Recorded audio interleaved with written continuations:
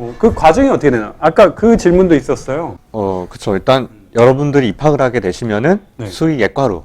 예과. 예. 그렇죠. 그게 1학년, 2학년이라고 생각하시면 돼요. 6년, 총 6년 중에. 그래서 그때는 어떻게 보면 이제 그런 수의학이라는 어떤 의학을 배우기 위한 이제 기초적인 과목들 아니면은 그냥 기본 어떤 소양을 위한 과목들 이런 것들을 위주로 배우게 되고 그게 지나고 나서 거기서 이제 무사히 졸업을 하면은 수의학과로 넘어가는 건데 여기서부터가 이제 진짜 수의학 공부라고 생각하시면 돼요. 네.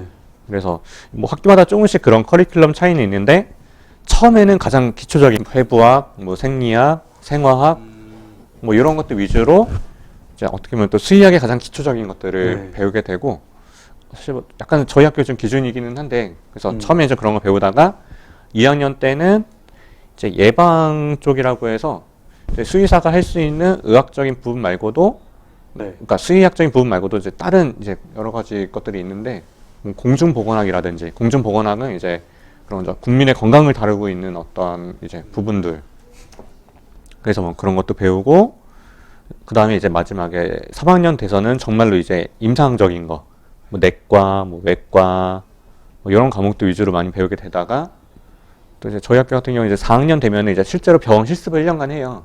아, 1년 동안 예. 실습을 하나요? 예. 그래서 병원 실습을 하면서 하다가 이제 졸업을 하는 거죠. 그러면 그 말씀하신 것처럼 의사가 되는 길에는 이제 예과, 본과 마치고도 인턴 레지던트 뭐 예. 이렇게 해야 되잖아요.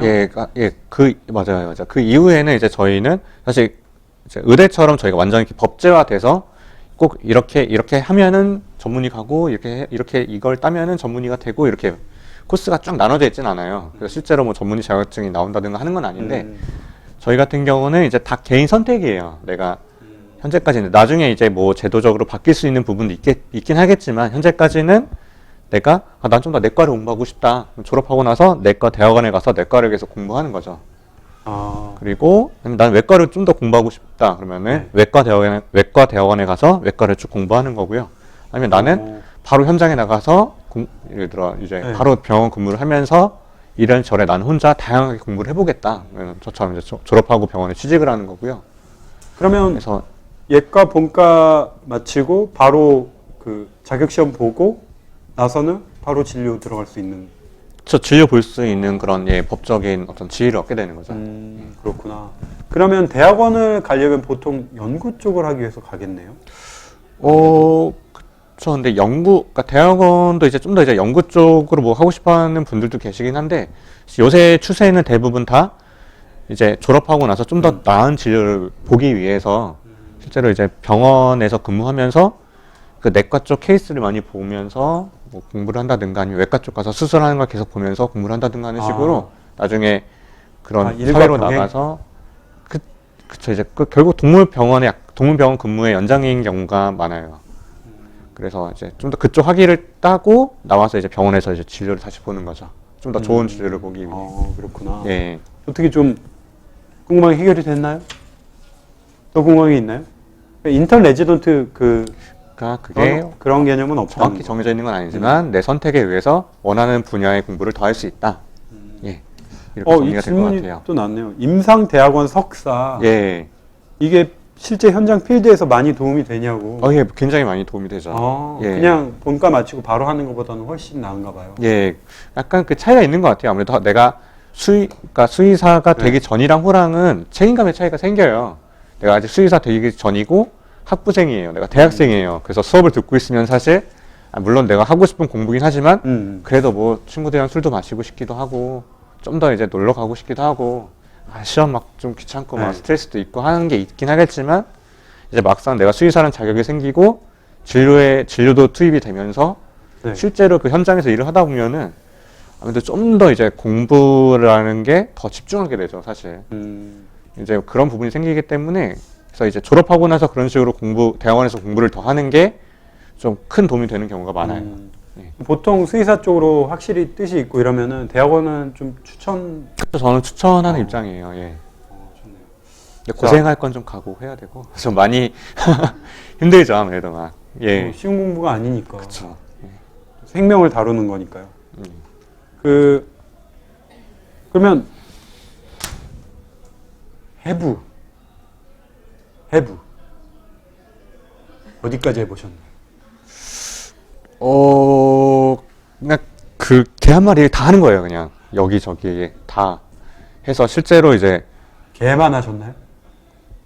그러니까 다른 동물도 간접적으로 한 적이 있는데 종종 이제 특별한 막 특이한 동물이 와서 막 어떤 해부라 거요? 호랑이라든가 뭐, 호랑이를 해부를 한다고요? 예. 살아있는 호랑이를요? 아니요 죽은 경우에 이제 그 원인 그러니까 일종의 부검이죠. 아, 예, 뭐 그런 경우도 있고 동물원에서 죽은 그런 호랑이. 예, 뭐 그런 경우도 있었고 학교로 배달이 돼서 와요? 예, 그래서 이제 뭐 원인을 알기 위해서 그런 경우도 있었고 아, 그 다음에 제가 예전에 그 동물원 쪽에서 뭐 예를 들어 뭐 에버 점 뭐 이런데 뭐 가서 뭐 실습도 하고 했었는데 거기서도 이제 동물이 죽으면은 거기서도 뭐 부검을 해보는데 아. 그때도 굉장히 다양한 동물들 많이 부검을 해봤던 것 같아요. 그러면 예. 학교에서 그런 쪽에 보내주나요? 에버 뭐 그거는 이제 실습의 일환이에요. 이제 뭐 예를 들어 수업이랑 연계돼서 일종의 뭐 그런 식이죠. 예. 해부를 직접 하실 때 기분이 어떠셨어요?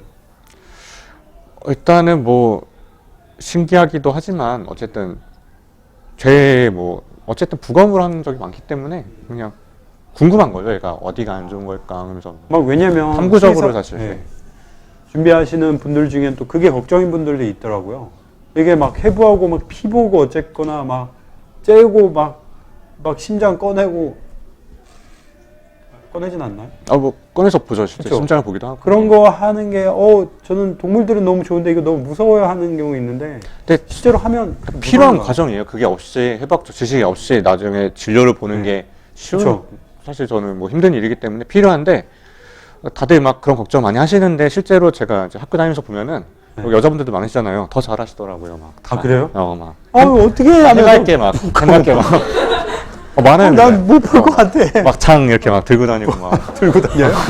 막상 하면은 이게 사실 내가 아. 재미라는 게 아니라 내 공부를 해서 하는 거기 때문에 그리고 어쩔 수 없이 다른 필요한 걸 거구나. 과정이라는 걸 알기 때문에 음. 생각보다 이제 물론 이제 그 동물에 대해서 어떻게 그 동물에 대해서 고맙고 미안한 마음을 가져야 되긴 하겠지만 어쨌든 필요한 과정이고 내가 이 과정을 지나야 내가 좀 더 네. 나은 수의사가 될 수 있다고 하면은 집중해서 제대로 하는 게 맞죠. 그 살아있는 동물도 해부를 하나요? 예를 들어 그 보통 흔히 이제 뭐 개, 고양이는 그런 일은 없는데 예를 들어 그게 중요해지는 경우는 대동물 쪽일 것 같기는 해요. 어떤 닭이 굉장히 안 좋아 보여요. 네. 살아있기는 한데 근데 이게 혹시라도 굉장히 위험한 전염병일 확률이 있어 보인다. 얘를 빨리 뭐 어떻게든 검사를 하든 뭐 부검을 하든 해서 퍼지지 않게 하는 게 중요해질 수도 있기 때문에 그렇겠네요, 당연히. 그쵸. 근데 일반적으로 이제 흔히 우리가 생각하는 반려동물을 그렇게 하진 않지만 이제 어떤 국민 건강이라든가 아니면은 그 동물 말고 그 주변에 다른 동물들 위해서라고 하면은 그런 경우도 생길 수 있을 것 같아요.